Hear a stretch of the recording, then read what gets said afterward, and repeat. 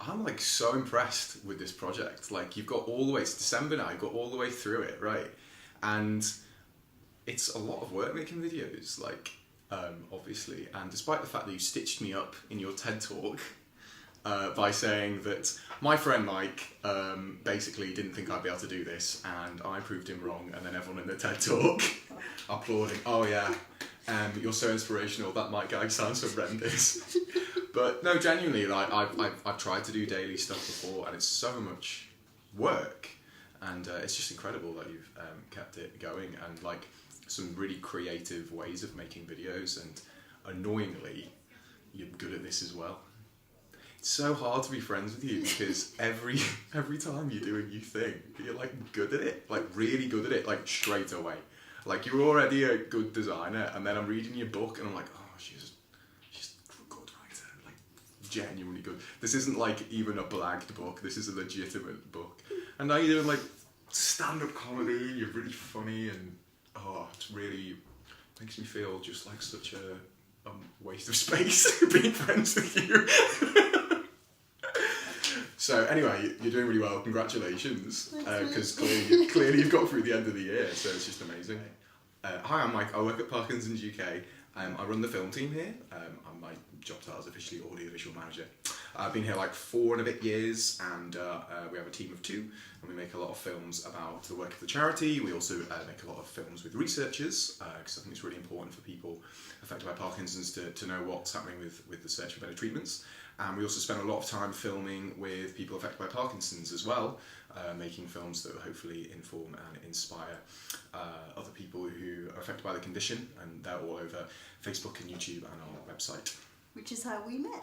We did meet when I shoved a camera in your face, which is similar to what you're doing now. Mm-hmm. Getting you back. It's good. I mean, yeah, it was nice to spend a day filming with you, and now we've formed a firm friendship. So, yeah. So what brought you to Parkinson's UK? What did you do before? I always wanted to do something creative. I have a background in music, so that's kind of what I studied, and I was up in Liverpool, trying to read the next Beatles, working in music, and then I started filming musicians and things that I was working with, and I realised that I was really interested in telling stories, often quite silly stories at the time, sort of comedy and music and stuff, but became really interested in people's lives. I'm kind of generally curious, nosy person, and I find that just having deep and meaningful conversations and making films about it actually like really helps me to navigate life and learn things a bit better. So I was really interested in making films for charities, and so was happy in a way to work for any charity that would have me. I didn't know anyone affected by Parkinson's at all, and when I interviewed here, I was just so impressed with the charity, and it just seemed like a great place. So first charity I've ever worked for, and yeah, haven't left. So yeah, it's been great. It's a really good job. I like it. You're really good at telling people's stories. You're really kind of careful with people's stories. Is that something you've learned over time, or that you kind of feel that you've got like a skill at it? Or what do you mean by careful? You tell people's stories authentically, I think, and you are quite mindful of how they would want their story to be told. You're honest and you're true with people's stories, but I think you're very good at kind of sussing a person and working out how they would like their story to be told. I've realised recently that for most of my life, people have told me secrets.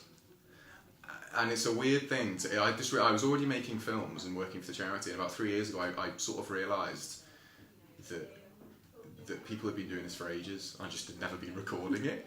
I don't know why that is, because I don't appear to be particularly trustworthy. I don't know what it is about me that makes people want to tell me stuff, but I think there is an intimacy to it, and that's deep and meaningful conversations, real intimate, secrets, how people are feeling, how they're coping.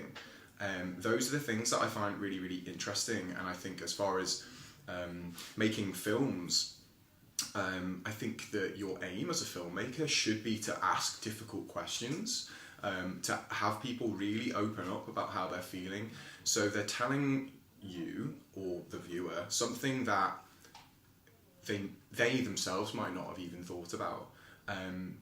otherwise you're just describing Parkinson's. You could be listing how your day is, but to really get to the heart of how it's affecting you and what it's meant for your life and changes that it is genuinely had.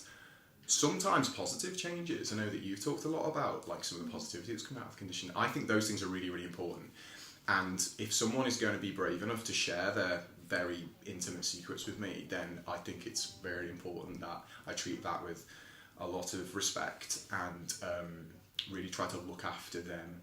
Which basically means that in an edit, when you're putting the film together, really try to make sure that the end result is what they meant, and that what we're seeing in the final film is a true representation of them and their experience, not what, say, the charity might want that person to say. So I really don't do any scripting. I'm not really interested in putting words in people's mouths. I think if you find the right person who really has genuinely experienced the things that you might be talking about, a particular subject, a particular film, then people can just be honest.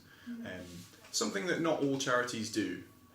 I don't know why that is, but I think that for us it's particularly important. I really want people affected by Parkinson's to feel represented by the films that we make.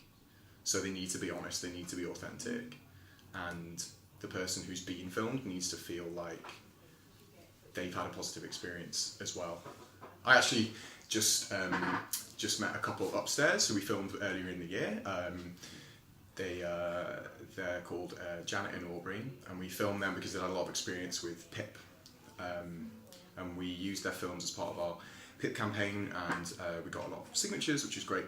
But it was a really nice thing that they said, which was that we were just filming, we were just chatting away, and then they saw the final result and they were like, how's this?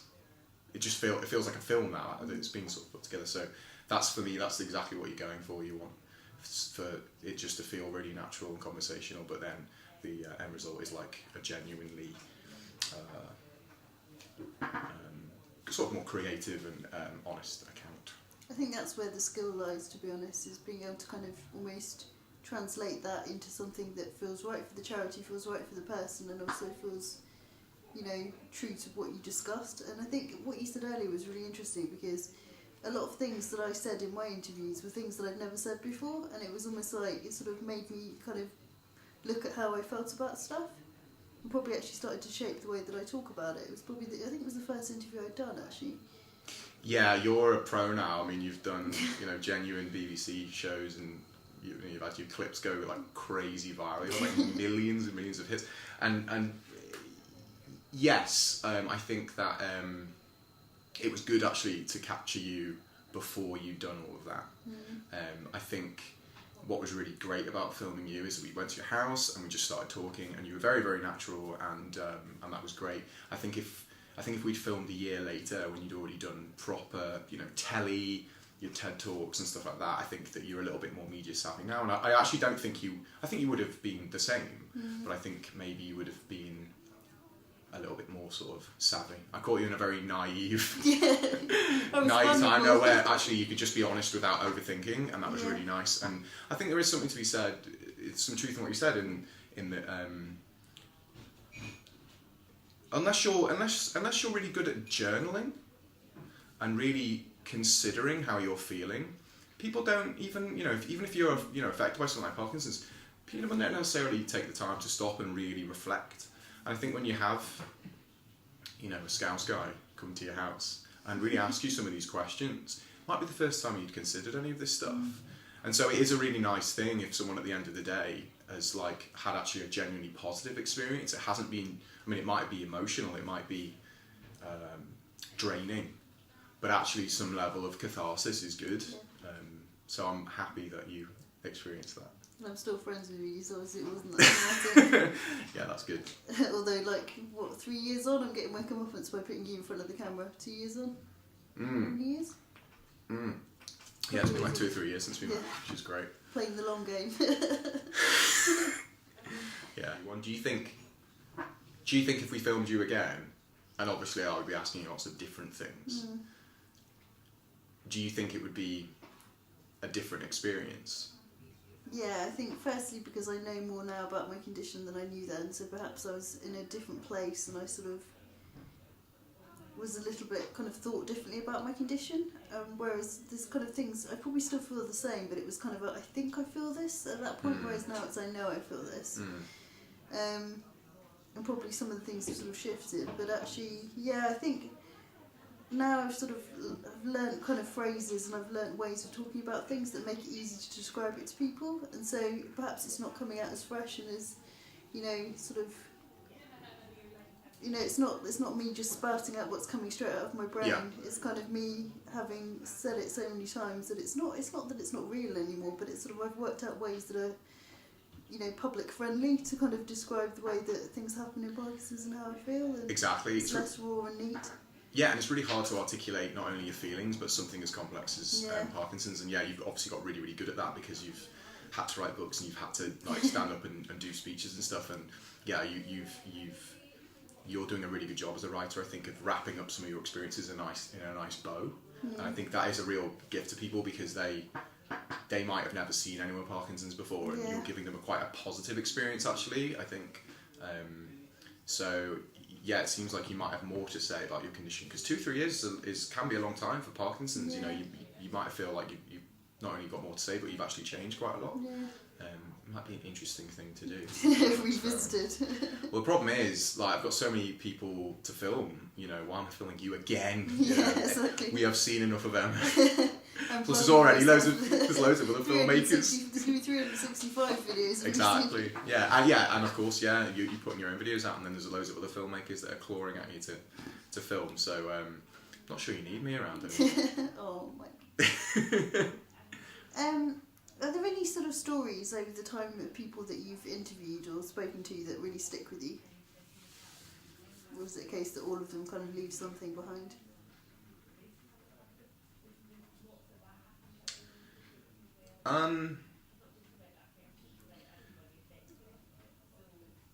What's really interesting is that everyone has an individual experience with the condition. But what I've noticed over filming loads and loads of people is there are some themes that overlap.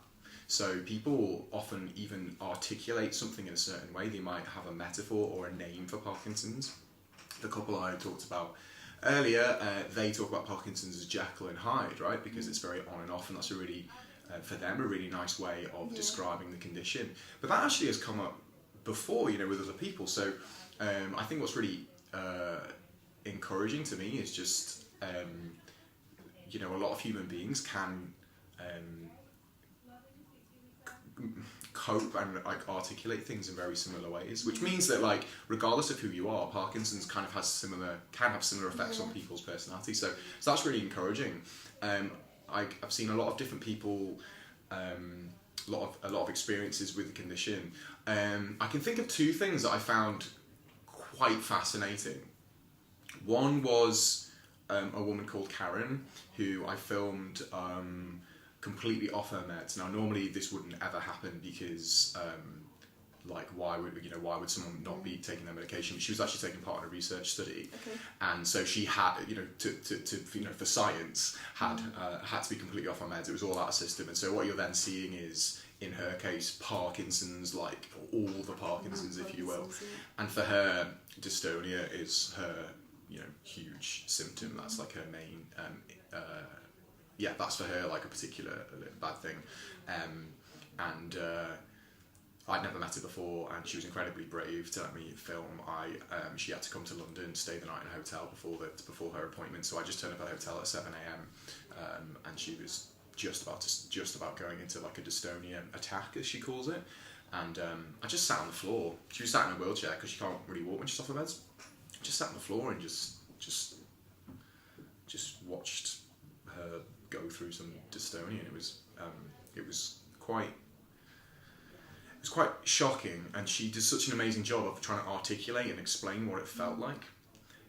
At the same time, her friend Ruth, who had also had Parkinson's, had come down to sort of chaperone her because Karen's fella couldn't make it, and Ruth had also been diagnosed at exactly the same time. They'd both been diagnosed 3 years, and Ruth wasn't on any meds either, by choice. So in her case, she felt like she was able to use some natural stuff, bits of exercise, and she chose not to medicate. Now I understand this is a bit common, like some people, at least earlier on, choose not to take meds earlier.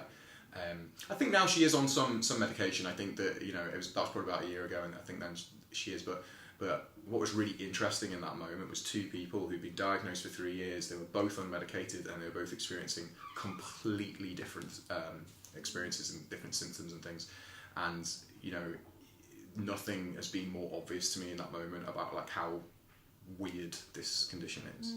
So that's been really interesting. And the other thing that stuck with me was a woman whose husband had Parkinson's, and unfortunately had passed away previously due to another health condition. He had a heart problem, and she really was talking about how she felt completely alone. Not only her, but the entire family. And unfortunately, they hadn't really known about the charity's existence at all during the time that he was experiencing Parkinson's, which I'm sure there's a lot more that the charity could do to make themselves known. But unfortunately, you know, the first port of call would be a medical person, like a doctor or something. And all we're really trying to do as a charity is trying to get a nurse, a doctor, a neurologist, just to say, go and see Parkinson's UK and they'll support you. So she really felt alone. So that also was evident that the charity can make such a difference. And probably the only person I filmed who hadn't been aware of the charity, and seeing the absence of the charity was very clear. So it just really made me feel like the charity has so much value to people. So yeah, those are two moments that would stick out. What do you feel like you've learnt about Parkinson's? What's the biggest thing you've learnt about Parkinson's in your time here? I think to experience something like Parkinson's, which can be absolutely devastating in someone in their family's life, what I found constantly surprising is people's response to the condition. So if you just boil it down to a really bad thing happens, seeing how people cope with that bad thing is constantly inspiring. Now, this isn't true of everyone, and I think it's super important for the charity and me as a storyteller not to bang on too much about positive things, because obviously there's a lot of negatives that can happen with the condition.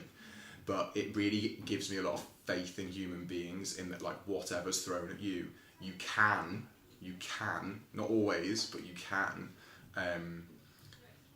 get some positive either outlook or actual positive things happen with it. So I've had people, so this isn't true of everyone, but I've had people say they're glad they got Parkinson's because it made them slow down, it made them realise what was important in their lives. They were working 100 hours a week, now they spend more time with the kids, or they got to quit their job. They'd wanted to quit their job for years and years because they really wanted to do arty stuff, but it actually gave them an excuse to do it, and, like, you know, there was a sense of relief. Yes, I get to quit my job, I can finally do this arty stuff. I've had people tell me that they used to be really angry, and they've had to, after having the conditions, become as they put it, a better person. And they've done incredible things, raising money, public speaking, you know, writing books, some of the stuff that you've done. So for me, that's the surprising thing, you know, going into working for a charity for the first time. I think I was almost expecting to constantly be, you know, interviewing people and getting, you know, sadness. And that just isn't the case. Constantly I'm going to people and they are experiencing terrible times, but there's so much light for them and for people around them who are just supporting them. I mean, I've seen it for myself. The first time I met you, I had a literal army that you called Emma's Army. You had 60, 70 people around you. I forgot that was the first time. Incredible, absolutely incredible. Like, I'm going off to see this person, Emma, who's got Parkinson. She's walking around and there's like 60, 70 friends and family around her. I mean, it's like, how can you not feel loved? You know, it must be incredible. So, you might never get to know just how many people love you until, you know, stuff starts going wrong, right? Exactly. And so some of these opportunities potentially that Parkinson's has shown, like through the different people I've met. That's been very surprising, and I think that's the thing that I find fascinating, because human beings are like a fundamentally strong and good, and even if they are at the worst time they've ever been, I just constantly see people like coming out of or achieving so much and feeling like it's not just all horrible. So that's great. It's really, really good. And like for me, I'm 30 now, right?